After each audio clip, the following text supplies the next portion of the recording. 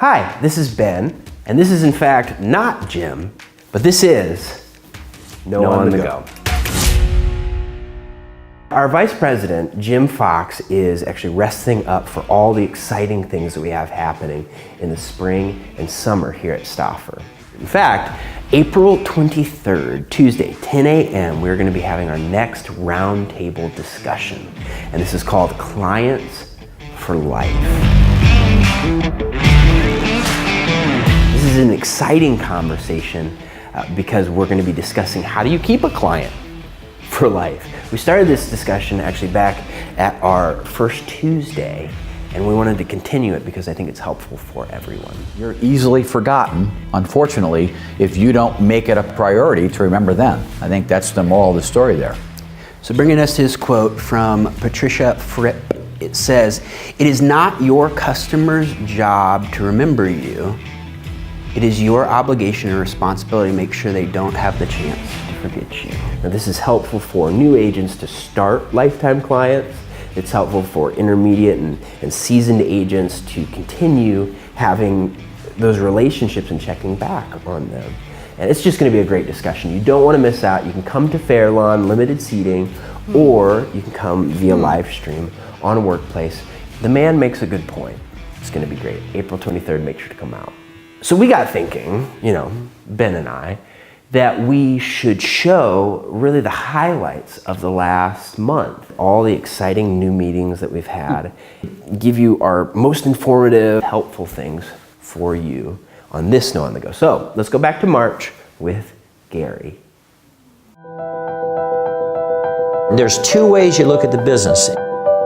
The way to succeed, the way to fail. If Brianna looks at Allison and you say, "Gosh, Allison, could you help me? I'd love to have an open house for you. Can I sit at an open house with you?"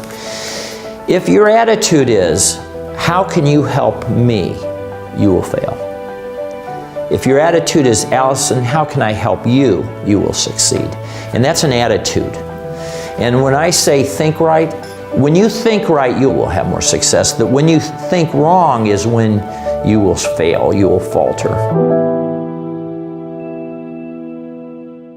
And then of course, we've had our No On The Go, and if you missed any of these are great highlights, right, Ben? Very, very good point. Yeah, this stat was so helpful in thinking through why we need to have customers for life, not just a one and done. So let's check this out. In this most recent issue of Ohio Realtor magazine, in Ohio, 83% of all real estate transactions had a realtor assisting, buying or selling, which is a great stat. Of those 83% of the people that use a realtor, 90% said that they would use that agent again in either a buy or sell, or they refer them to friends or family if asked. That's great. It is great, yeah. Now, what's not so great though, at the end of the day, when you take all that information, here's the reality though. 12% of those people said that they used the agent that they had a previous relationship to either buy or sell. Only 12%. So I just bought a house. So in other words, this Stauffer agent did a great job. I would totally use them again. Come 10 years from now, I actually don't. According to the stats, only 12% of the people do. So it's imperative to know that relationships is what this is all about. It's key that you work so hard with someone, you build such a trust with them that it doesn't stop. Just because a transaction is done doesn't mean that the relationship is done. And this indicates that most of the time it is. So your point is saying we have to stay top of mind with people. So how do we do that, Jim? A couple of ways to do it. I think one of the most magical times that you have with someone is the day that you close on the house and they get the keys.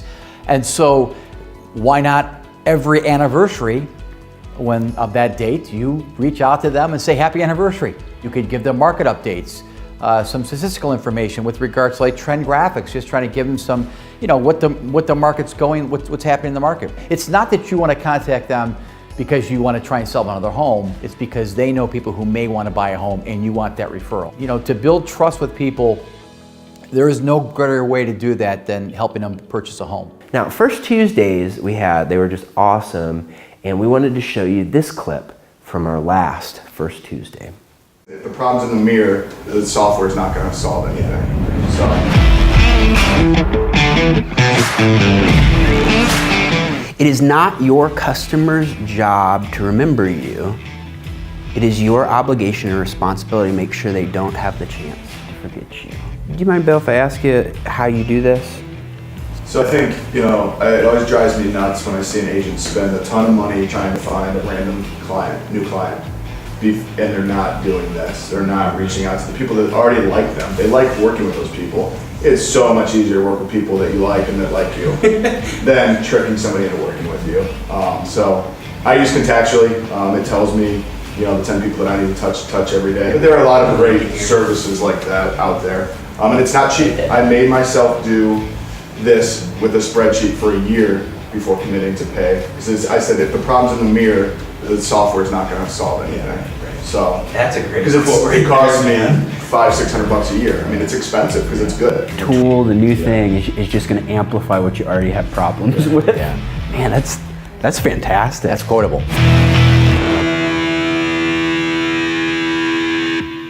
Our roundtable discussions are amazing because we're able to talk and ask questions on live stream and all that. So this actually comes from our roundtable discussion.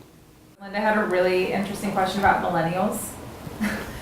Interacting with them, I think, is much different than interacting with like a typical person.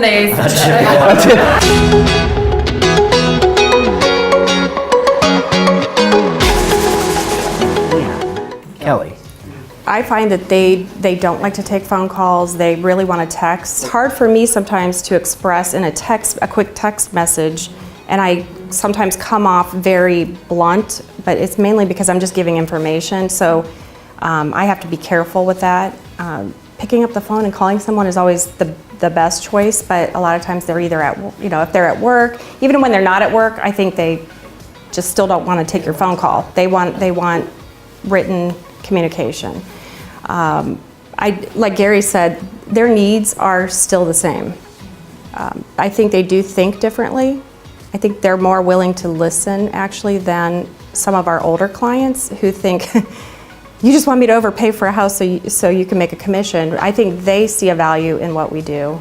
Another thing about millennials is that they do go and look at your social media and your web presence, and so you kind of have to look cool.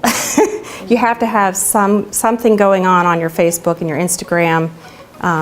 They do go and look at it. So if you guys have dormant Twitter accounts that never get updated, my suggestion personally is actually to take that Twitter account down because they'll find you.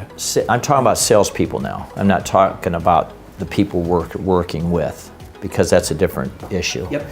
But I see the lack of communication with millennials in that they believe that somehow if you're the one that didn't get the information, you're the stupid one. So you have this, they send you something and they don't follow it up with a call to make sure you got it. And it's only worth $30,000, by the way, a fee. And they don't pick up the phone, and so it's your problem if you didn't get it. And the problem is it's now their client's problem, and their client doesn't even know that they missed out on the house, or they've got that their agent who, for $30,000, couldn't pick up the phone and say, hey, I sent the information over to you, I sent the contract, do you have any questions? Look at it now. When you're a salesperson, I'm talking to millennials now who are selling real estate, and I send it out to Bill because I like talking to Bill. I send it to Bill, my contract to Bill. I forget that there's two people I have to sell. I got a client sitting over here who wants the house. There's two people I have to sell. I have to sell Bill, and I have to sell Bill on selling his client. That's what we get paid for. Well, thanks for spending time with me and Ben. Jim will be back in action, rested up, ready to go. We'll see you soon, April 23rd, for our roundtable discussion. You guys have a wonderful day and enjoy the spring.